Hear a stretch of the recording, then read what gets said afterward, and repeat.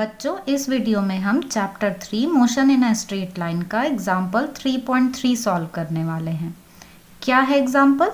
Obtain equations of motion for constant acceleration using method of calculus. इस example में हमें calculus method को use करके काइनेमेटिक्स इक्वेशन जो है, इक्वेशन ऑफ मोशन, उनको डिराइव करना है, उनका डेरिवेशन करना है। तो बच्चों, इसको सॉल्व करने से पहले हमें ये पता होना चाहिए कि what is calculus and why we are using this method for the derivation of these equations. तो इस वीडियो को मैंने 2 पार्ट्स में डिवाइड कर दिया है। फर्स्ट पार्ट में हम बात करेंगे कि what is calculus, what is differentiation and what is integration, और जो सेकेंड पार्ट है उसमें हम इनका डेरिवेशन करेंगे कैलकुलस मेथड को यूज करके। तो अगर आपको डिफरेंशिएशन और इंटीग्रेशन अच्छे से आते हैं तो आप फर्स्ट पार्ट को स्किप कर सकते हैं। तो चलिए अब बात कर लेते हैं कैलकुलस की। बच्चों, कैलकुलस मैथमेटिक्स की एक ब्रांच है और जो वर्ड है कैलकुलस, इसका मीनिंग है कैलकुलेशन से। वैसे तो कैलकुलस को न्यूटन की क्रिएशन माना जाता है, पर भारत में उससे काफ़ी पहले कैलकुलस के बारे में बात हो चुकी थी by the great mathematician Madhav. बच्चों, जैसा कि हमने पहले बात की, कैलकुलस मेथड कैलकुलेशन से रिलेटेड है। इसके 2 पार्ट्स होते हैं, डिफरेंशिएशन और इंटीग्रेशन। जहाँ पर हम जनरल मेथड से कैलकुलेशन नहीं कर पाते हैं, वहाँ पर हम इन मेथड्स को यूज़ करते हैं। तो चलिए पहले देख लेते हैं डिफरेंशिएशन। डिफरेंशिएशन को डेरिवेटिव्स भी बोलते हैं।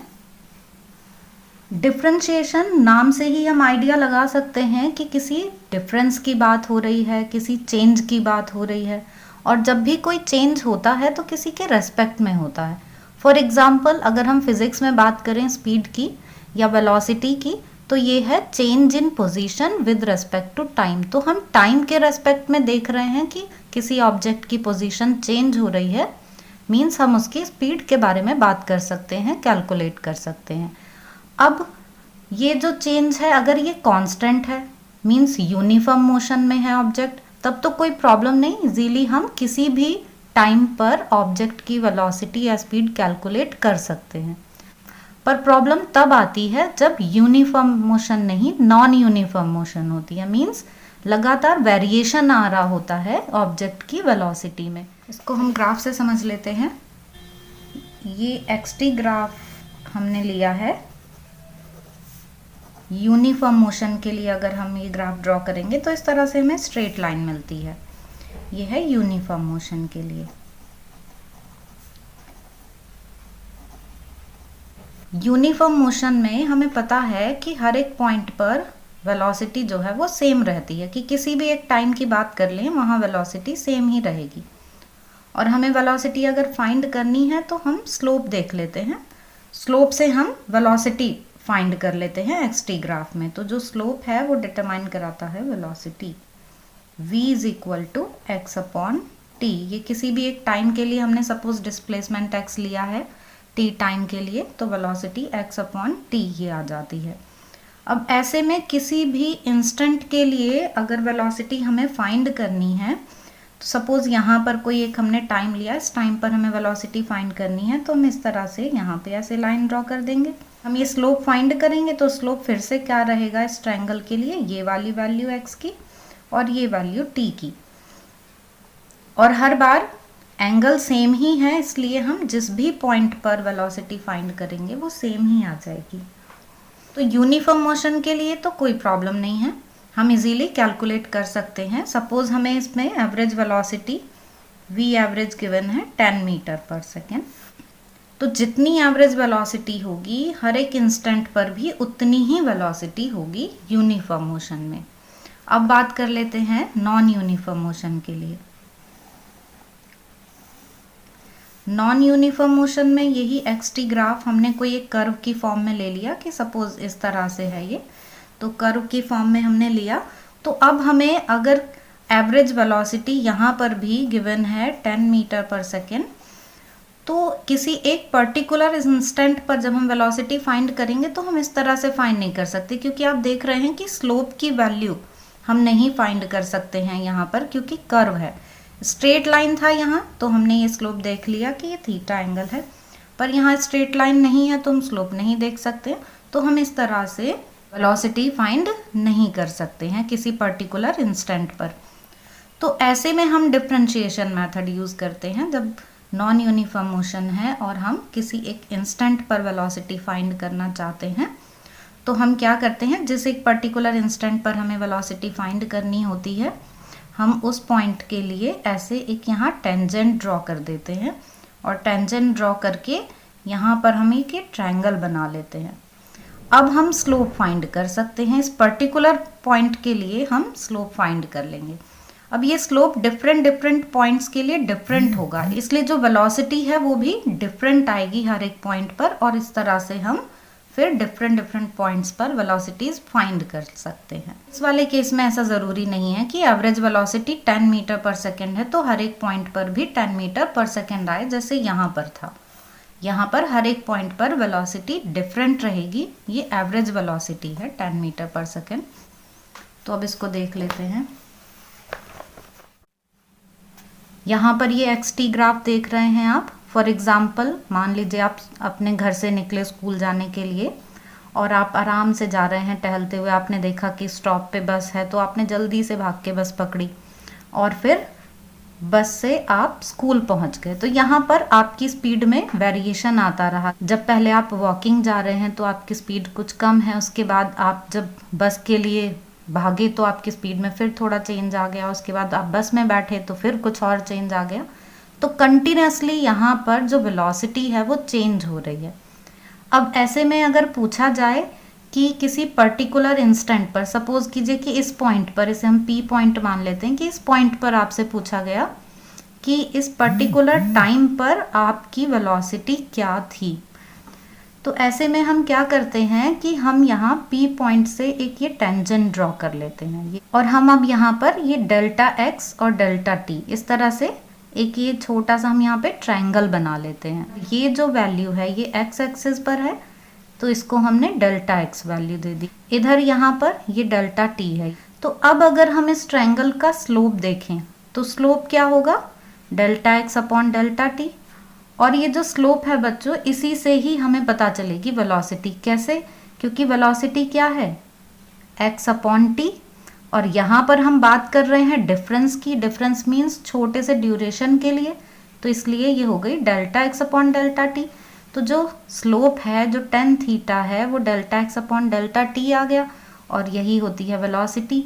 तो एक शॉर्ट ड्यूरेशन के लिए हमें ये वैल्यू मिल गई। पर अगर हम बहुत कम टाइम की बात करें, बहुत ही स्मॉल वैल्यू की, कितनी small value, for delta t tends to zero, कि ये ज़ीरो तो नहीं है पर अप्रोचिंग है ज़ीरो के लिए। तो अगर delta t tends to zero है तो हम इसको इस तरह से लिख सकते हैं, v is equal to limit delta t tends to zero delta x upon delta t. अब ये वैल्यू बहुत ज़्यादा छोटी वैल्यू हो जाएगी डेल्टा टी की, जिसको हम एक इंस्टेंट की बात कर सकते हैं। तो हम इस वेलोसिटी को इंस्टेंटेनियस वेलोसिटी बोलते हैं। तो ये जो इंस्टेंटेनियस वेलोसिटी मिली हमें किसी पर्टिकुलर इंस्टेंट पर, उसको हम इस तरह से लिखते हैं dx अपॉन dt। तो ऐसे हमें ये v की वैल्यू dx अपॉन dt मिल गई। इसको हमने dx अपॉन dt कर दिया। यहाँ डेल्टा x भी एक डिफरेंस है, ये बहुत ही छोटा ड्यूरेशन है, इसलिए हम इसको इंस्टेंटेनियस वेलोसिटी बोलते हैं। तो इस तरीके से यहाँ पर ये जो डिफरेंशिएशन है या जो डेरिवेटिव्स है, इस फॉर्म से हमने किसी एक पर्टिकुलर इंस्टेंट पर वेलोसिटी फाइंड कर ली, और ऐसे हम अलग अलग पॉइंट्स पर भी फाइंड कर सकते हैं जो हमें एवरेज वेलोसिटी से फाइंड नहीं हो सकती थी।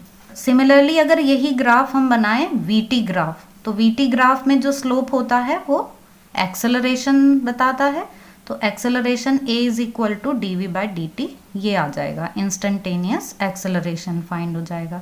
तो यहाँ इसी को ही डिफरेंशिएशन बोला जाता है बच्चों, और इसका जो जनरल फॉर्मूला है वो देख लेते हैं हम।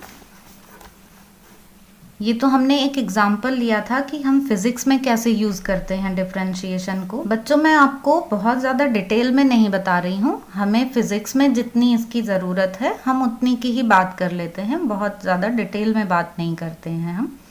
तो इन जनरल अगर y की value x raise to the power n है तो हम इसका डिफरेंशिएशन या डेरिवेटिव फाइंड करेंगे dy/dx, इस तरह से लिखेंगे। और फॉर्मूला है ये कि जब हम x पावर n को डिफरेंशिएट करेंगे जो कि y की वैल्यू है, तो ये nx पावर n-1 आ जाएगा। तो इस तरह से जब हम एक्स स्क्वायर का डिफरेंशिएशन करेंगे तो एक्स स्क्वायर का डिफरेंशिएशन क्या हो जाएगा बच्चों, 2x। जब हम एक्स क्यूब का डिफरेंशिएशन करेंगे तो वो 3x स्क्वायर मिल जाएगा। और एक्स पावर 4 का डिफरेंशिएशन करेंगे तो 4x पावर 3 ये मिल जाएगा। तो इस तरह से हम फॉर्मूला अप्लाई कर लेते हैं। तो बच्चों डिफरेंशिएशन पर बेस्ड क्वेश्चन में हम ये फॉर्मूला यूज़ करते हैं और साथ में हम v is equal to d x by d t, a is equal to d v by d t ये यूज़ करते हैं। बच्चों ये थी डिफरेंशिएशन की बात, जिसकी हेल्प से हमने इंस्टेंटेनियस वेलोसिटी या इंस्टेंटेनियस एक्सेलरेशन कैसे फाइंड किया जाता है वो देखा। तो हमें ये समझ में आ गया कि डिफरेंशिएशन हम वहाँ पर यूज़ करते हैं जहाँ पर हमें किसी एक पर्टिकुलर इंस्टेंट के बारे में कोई इन्फॉर्मेशन की ज़रूरत होती है, किस पर्टिकुलर इंस्टेंट पर क्या हुआ होगा। तो अब देख लेते हैं इंटीग्रेशन। बच्चों इंटीग्रेशन में भी हमें ये नाम से समझ में आ रहा है कि यहाँ पर किसी कंप्लीट इन्फॉर्मेशन की, कंप्लीटनेस की बात की जा रही है। इंटीग्रेटिव वर्ड होता है जैसे, तो हम इसको कैसे यूज़ करते हैं अब फिजिक्स में, इसको भी हम चलिए इसी तरह के ग्राफ से ही देख लेते हैं कि वहाँ पर हमने बनाया था डिफरेंशिएशन के लिए एक्स-टी ग्राफ, यहाँ हम वी-टी ग्राफ की बात कर रहे हैं। इंटीग्रेशन में क्या होता है बच्चों कि कोई इन्फॉर्मेशन या कोई वैल्यू जो है वो एक्यूमुलेट हो रही होती है, कलेक्ट हो रही होती है। अब इंटीग्रेशन को भी हम ग्राफ के मेथड से समझ लेते हैं। तो यहाँ पर हम ले रहे हैं वी-टी ग्राफ। जो स्लोप है एक्स-टी ग्राफ का वो हमें वेलोसिटी के बारे में बताता है, लेकिन जो वी-टी ग्राफ है उसका एरिया हमें डिस्प्लेसमेंट की इंफॉर्मेशन देता है। तो ये हमने वी-टी ग्राफ ले लिया है। अगर इसी तरह से जो वेलोसिटी कांस्टेंट है तो हम ग्राफ ऐसा बनाएंगे। कांस्टेंट वेलोसिटी के लिए डिस्प्लेसमेंट फाइंड करने के लिए यहाँ से हम ऐसे ये परपेंडिकुलर ड्रॉ करके इस पोर्शन का एरिया फाइंड कर लेंगे और इस पोर्शन का जो एरिया आएगा वो डिस्प्लेसमेंट बता देगा। तो इस तरह से हम S is equal to v t ये फॉर्मूला यूज़ करके हम यहाँ पर डिस्प्लेसमेंट फाइंड कर सकते हैं यूनिफॉर्म मोशन के लिए। ये भी हमारा जो ग्राफ है वो किसके लिए, यूनिफॉर्म मोशन के लिए, क्योंकि वेलोसिटी कांस्टेंट है। तो यहाँ भी हमें कोई प्रॉब्लम नहीं है। तो जब तक वेलोसिटी कांस्टेंट है, जितना भी आगे बढ़ते जाएंगे इसी तरह से हम एरिया फाइंड करके डिस्प्लेसमेंट कैलकुलेट कर लेंगे with the help of graph. तो ग्राफ की हेल्प से ही हम ये वैल्यू फाइंड कर सकते हैं। पर अगर यही वेलोसिटी जो है वो नॉन यूनिफॉर्म हो, अब नॉन यूनिफॉर्म वेलोसिटी में हमें कोई इस तरह का कर्व ले लेते हैं कि जो वेलोसिटी है वो इस तरह से डिक्रीज हो रही है विद रिस्पेक्ट टू टी। अब यहाँ पर हमें एरिया फाइंड करना है, तो एरिया फाइंड करने के लिए हम फिर से ऐसा ही करेंगे कि यहाँ ऐसे ये हम इसको एक्स एक्सिस पर परपेंडिकुलर से मिला देंगे और इसको हम बोल देते हैं कि ये ए है, ये बी है। अब देखिए इसका हमें इस पोर्शन का, इस पूरे पोर्शन का एरिया फाइंड करना होगा। अब इसका एरिया हम किस तरह से फाइंड कर सकते हैं, इसको तो हमने ऐसे यहाँ से मिला दिया और ये वाला एरिया हमें रेक्टेंगल के एरिया से मिल जाएगा। और इस पोर्शन का एरिया कैसे फाइंड करेंगे, ये प्रॉब्लम आती है। तो इस पोर्शन का एरिया फाइंड करने के लिए हमारे पास कोई फॉर्मूला नहीं है। तो क्या करते हैं कि ये जो इसका पाथ है उसको हम ऐसे छोटे छोटे पार्ट्स में ब्रेक कर लेते हैं। अब जब हम इसको ऐसे छोटे पार्ट में ब्रेक कर लेंगे, जिसको हम डेल्टा टी मान के चल रहे हैं कि ये डेल्टा टी है छोटा सा पार्ट, तो अब आप देखिए कि इसको हम लगभग स्ट्रेट लाइन मान सकते हैं और एक रेक्टेंगल मानकर फिर से इसका एरिया कैलकुलेट कर सकते हैं। इस तरह से हम यहाँ पर और बहुत सारे छोटे छोटे पार्ट्स बना लेते हैं और फिर उन सबको ऐड करके हम इस पूरे पोर्शन का एरिया फाइंड करके डिस्प्लेसमेंट को कैलकुलेट कर सकते हैं। तो चलिए अब देख लेते हैं कि इसको हम इंटीग्रेशन मेथड से कैसे करते हैं। तो बच्चों हमने यहाँ पर वी-टी ग्राफ ड्रॉ कर लिया है। We-T graph non uniform motion के लिए, तो वेलोसिटी में चेंज हो रहा है कंटिन्यूसली। तो हमने जैसे अभी बात की कि हम यहाँ पर बहुत सारे इसी तरह से छोटी छोटी ये स्ट्रिप्स जो हैं ये ड्रॉ कर लेते हैं और इनके सबके एरिया लेके उनको ऐड कर लें अगर हम, तो टोटल एरिया फाइंड कर सकते हैं और हमें काफ़ी एक्यूरेट वैल्यू मिल जाएगी।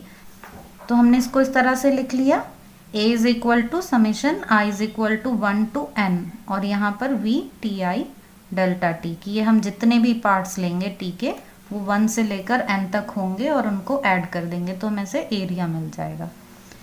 तो बच्चों ये तो हो गया जनरल मेथड। अब हम इसको इंटीग्रेशन की फॉर्म में किस तरह से लिखते हैं कि ये समेशन हम इस इंटीग्रेशन के साइन से रिप्लेस कर देते हैं। तो एरिया इज इक्वल टू यहाँ ये इंटीग्रेशन का साइन और ये लिमिट है कि कितनी के बीच में हमको एरिया फाइंड करना है, तो a to b, और यहाँ पर अब ये i की जो वैल्यू है वो 1 से n तक है, लेकिन यहाँ पर तो हमने a से b तक इस तरह से पॉइंट ले लिए तो अब हमें इसकी कोई ज़रूरत नहीं है n की, तो हम a to b vt dt इस तरह से लिख लेंगे। तो ये जनरल रिप्रेजेंटेशन हो गया इंटीग्रेशन का।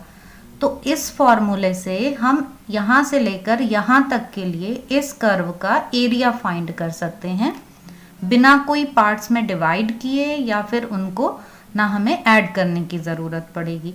तो इस तरह से हमारा काम जो है वो कितना इजी हो गया कि हम इजीली कैलकुलेट कर सकते हैं, बस हमें फॉर्मूला पता होना चाहिए। फॉर्मूले में बच्चों जो एक जनरल फॉर्मूला है इसका, बेसिक फॉर्मूला इंटीग्रेशन का, वो देख लेते हैं। x पावर n dx, हमें इसका इंटीग्रेशन करना है x raise to the power n का, और ये लिमिट हमने इसी तरह से a to b ली है, कोई भी लिमिट हो सकती है जो भी हमें यहाँ वैल्यू दी होगी। dx है जैसे तो ये dx के लिए लिमिट है a to b, जैसे यहाँ पर ये t था तो ये t के लिए लिमिट थी a to b। तो अब हम फॉर्मूला देख लेते हैं कि x n dx का इंटीग्रेशन किया जाता है तो x power n+1 upon n+1 ये आ जाता है इसका इंटीग्रेशन, और यहाँ लिमिट है तो ये हमने इस तरह से लिमिट में इसको लिख दिया है। लिमिट का मतलब समझ रहे हैं ना आप बच्चों कि हमने कहाँ से वैल्यू स्टार्ट की और कहाँ तक के लिए ऑब्जर्व कर रहे हैं, a to b। तो इस तरह से ये a to b के लिए हमने यहाँ पर ये लिमिट लगा दी है। ये जो b है इसको बोलते हैं अपर लिमिट, a को बोला जाता है लोअर लिमिट। इसको मैं आपको एक एग्जाम्पल से बता देती हूँ कि किस तरह से हम ये लिमिट सॉल्व करते हैं।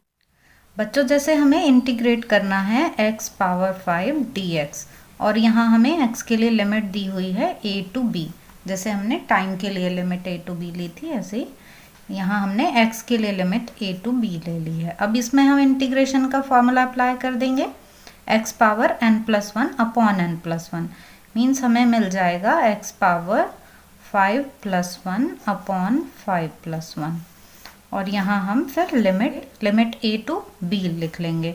तो अब ये हमें मिल गया x पावर 6 अपॉन 6, और ये a to b।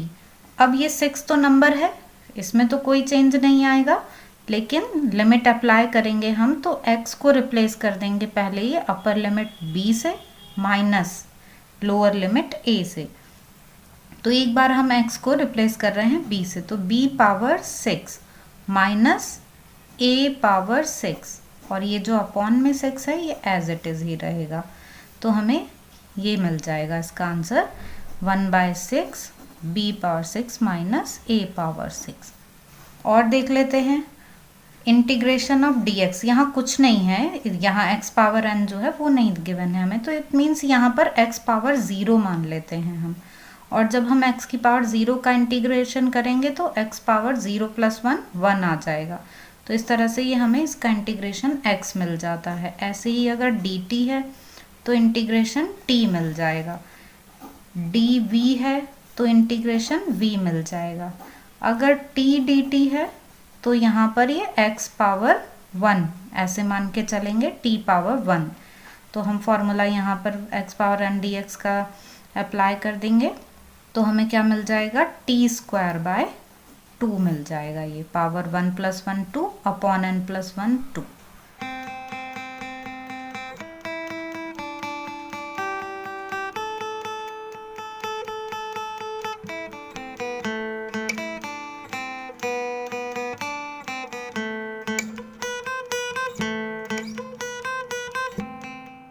बच्चों अब वीडियो का पार्ट 2 जिसमें हम इक्वेशंस का डेरिवेशन करेंगे, और इक्वेशंस के डेरिवेशन के लिए हम ये मान लेते हैं कि एक ऑब्जेक्ट है जो एक स्ट्रेट लाइन में मूव कर रहा है with uniform acceleration a। In equations के लिए कंडीशन होती है कि यहाँ यूनिफॉर्म एक्सेलरेशन होना चाहिए, मींस चेंज इन वेलोसिटी का जो रेट है वो कांस्टेंट होना चाहिए, इक्वल टाइम में इक्वल चेंज इन वेलोसिटी होना चाहिए, तो यूनिफॉर्मली एक्सेलरेटेड मोशन होती है।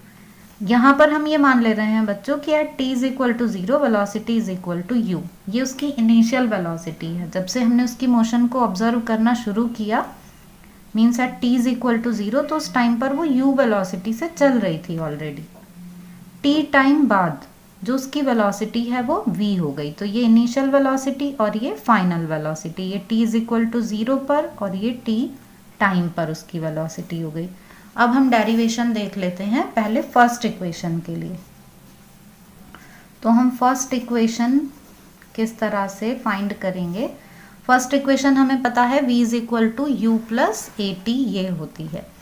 अब हम यहाँ पर फर्स्ट इक्वेशन के लिए जो फॉर्मूला लेकर चलेंगे वो है एक्सेलरेशन के लिए। Acceleration, instantaneous acceleration. आप इसको, अगर आपको अभी स्टार्टिंग में थोड़ी प्रॉब्लम हो रही हो समझने में, लर्न करने में, तो आप ऐसे एक माइंड में रख सकते हैं कि फर्स्ट लेटर होता है ए, फर्स्ट इक्वेशन जो है वो भी हम ए से ही स्टार्ट करते, तो हम ऐसे कनेक्ट कर सकते हैं इसको। तो हम ए के लिए फॉर्मूला लेते हैं। इंस्टेंटेनियस एक्सेलरेशन का फॉर्मूला क्या है बच्चों? ये अभी हमने थोड़ी देर पहले ही देखा, dv by d t. dv by d t ये फॉर्मूला है। अब हम इसको लिख सकते हैं dv is equal to a d t, इस तरह से लिख सकते हैं। ये हमने बस एक तरीके से क्रॉस मल्टीप्लाई कर लिया है। अब हम यहाँ पर इसको इंटीग्रेट कर लेंगे। ऑन इंटीग्रेटिंग, तो जब हम इसको इंटीग्रेट करेंगे, दोनों साइड को इंटीग्रेट कर रहे हैं हम, तो हम इसे लिखेंगे, ये इंटीग्रेशन का साइन लगाकर dv, और इधर हम ये लिखेंगे, ये a को हमने क्या बोला? कांस्टेंट एक्सेलरेशन है, तो हम a को बाहर लिख लेंगे तो कांस्टेंट है, और यहाँ पर dt ये लिख लेंगे। वेलोसिटी में क्या चेंज आया है वो हम यहाँ पर लिखेंगे। लिमिट जो लगाते हैं वो चेंज के लिए लगाते हैं ना, तो initial velocity u, final velocity हो गई उसकी v।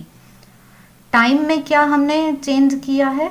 टाइम में क्या ऑब्जर्व किया है हमने? t इज इक्वल टू 0 से लेकर t is equal to t तक की बात की है। तो अब हम यहाँ पर इस v को इंटीग्रेट कर देते हैं। इधर साइड में मैं यहाँ पर ऐसे इंटीग्रेशन के लिए कुछ जो छोटे छोटे फॉर्मूले हैं वो लिख देती हूँ कि जैसे dx का इंटीग्रेशन x हो जाता है, इसी तरह से dv का इंटीग्रेशन जो है वो v हो जाएगा। तो dv का इंटीग्रेशन v हो गया। v में हमने लिमिट अप्लाई कर दी u से v, यहाँ पर ये a, ऐसे ही dt का इंटीग्रेशन क्या हो जाएगा? t, क्योंकि ये है स्मॉल पार्ट, और जब हम इसका इंटीग्रेशन लेंगे तो हमें कंप्लीट वैल्यू मिल जाएगी। तो ये कंप्लीट वैल्यू मिल गई हमें। यहाँ dt को हमने लिख लिया t ऐसे, और यहाँ ये 0 टू t। अब लिमिट कैसे अप्लाई करते हैं? Upper limit minus lower limit, means v minus u, upper limit minus lower limit is equal to a। ऐसे ही यहाँ पर upper limit minus lower limit, तो v minus u is equal to a t. ये हमें first equation मिल गई। तो इस तरह से फर्स्ट इक्वेशन का डेरिवेशन आ गया ये bye calculus method.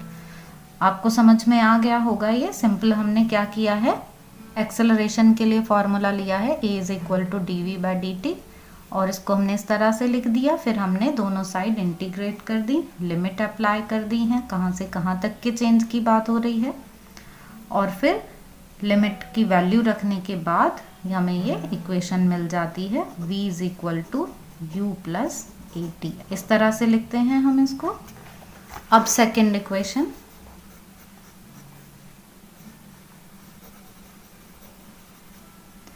Second equation के लिए हम स्टार्टिंग करेंगे v से। फर्स्ट इक्वेशन में हमने a से स्टार्टिंग की थी, a का फॉर्मूला, यहाँ हम इंस्टेंटेनियस वेलोसिटी लेंगे v is equal to d x by d t, और फिर हम इसको इसी तरह से लिख लेंगे dx is equal to v d t. देखो बच्चों, फर्स्ट इक्वेशन जो है, ये जो फर्स्ट इक्वेशन है, ये फर्स्ट इक्वेशन को हम बोलते हैं वेलोसिटी टाइम इक्वेशन। तो वेलोसिटी टाइम इक्वेशन है, इसलिए हमने यहाँ v और t का रिलेशन जो है वो यूज किया है। जो सेकेंड इक्वेशन है, सेकेंड इक्वेशन को हम बोलते हैं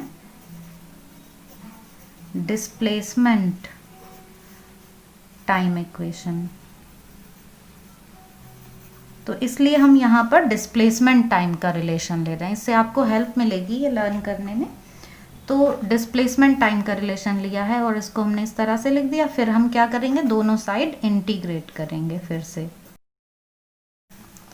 तो हमने यहाँ इसको लिखा dx और इधर हमने यहाँ पर v dt इस तरह से लिख लिया। अब लिमिट की बात देख लेते हैं। हम ये मान लेते हैं कि स्टार्टिंग में वो x0 पोजीशन पर है ऑब्जेक्ट और t टाइम बाद वो x पोजीशन पर आ जाता है। और यहाँ t की क्या वैल्यूज़ हैं, t इज़ इक्वल टू 0 से लेकर t तक, ये चेंज आया है t में। तो अब हम यहाँ पर dx का इंटीग्रेशन करते हैं तो x मिल जाता है। लिमिट अप्लाई कर देते हैं x0 टू x। यहाँ हम v की वैल्यू पुट कर देते हैं और v की वैल्यू हम पुट करते हैं फर्स्ट इक्वेशन से जो है u प्लस ए टी। ये हमने यहाँ पर v की वैल्यू पुट कर दी है। इस साइड जो हमें वैल्यू मिल गई वो वैल्यू हमें मिल गई x माइनस x0, ये लिमिट अप्लाई करने पर। Upper limit minus lower limit इस तरह से लिख दिया। यहाँ हम ये ब्रैकेट ओपन कर लेंगे तो 0 to t u dt plus 0 to t a t dt ऐसे लिख ले रहे हैं। अब ये x माइनस x0 की वैल्यू क्या मिल गई हमें, u इनिशियल वेलोसिटी है ये तो dt का इंटीग्रेशन t आ गया तो ये हो गया u t और t की फिर से हम लिमिट 0 टू t अप्लाई करेंगे। यहाँ पर a तो कांस्टेंट है, a को बाहर लिख लेंगे। t dt का हमको वो करना है इंटीग्रेशन, तो हम फिर से फॉर्मूला देख लेते हैं।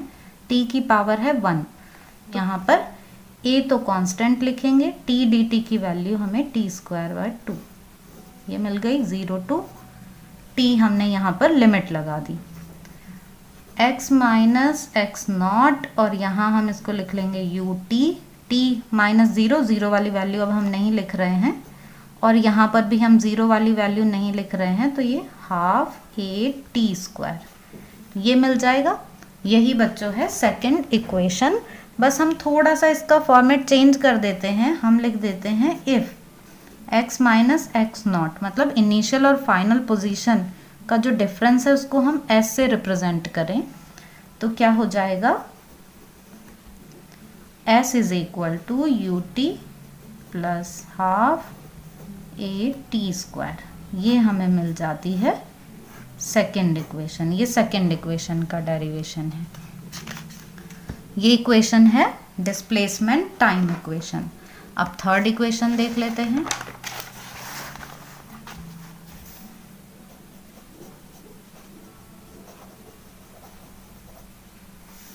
थर्ड इक्वेशन है बच्चों वेलोसिटी डिस्प्लेसमेंट इक्वेशन।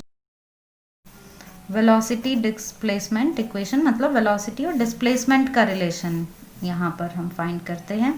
अब हम यहाँ पर फिर से एक्सेलरेशन से ही स्टार्ट करेंगे। a is equal to d v by d t, इसी से स्टार्टिंग करेंगे।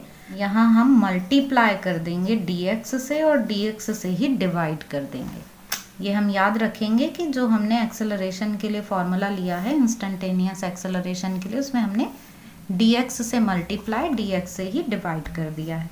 अब क्या करेंगे, हम इनको इंटरचेंज कर देंगे, मीन्स dv अपॉन dx लिख देंगे और इधर dx अपॉन dt ये लिख देंगे।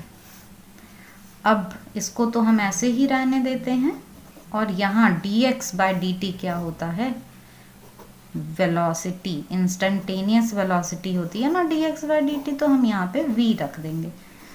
अब हमें इससे क्या वैल्यू मिल गई बच्चों, देखो v dv is equal to a dx। समझ में आ गया ना कि इस dx को तो हम इस साइड ले गए हैं, ये a dx हो गया और ये v dv है, इसको इधर मतलब हमने राइट हैंड साइड लेफ्ट में लिख दी, लेफ्ट राइट में इससे कोई फर्क तो पड़ता नहीं है। इस तरह का रिलेशन हमें मिल गया है। बस अब हम फिर से इसको इंटीग्रेट कर लेते हैं।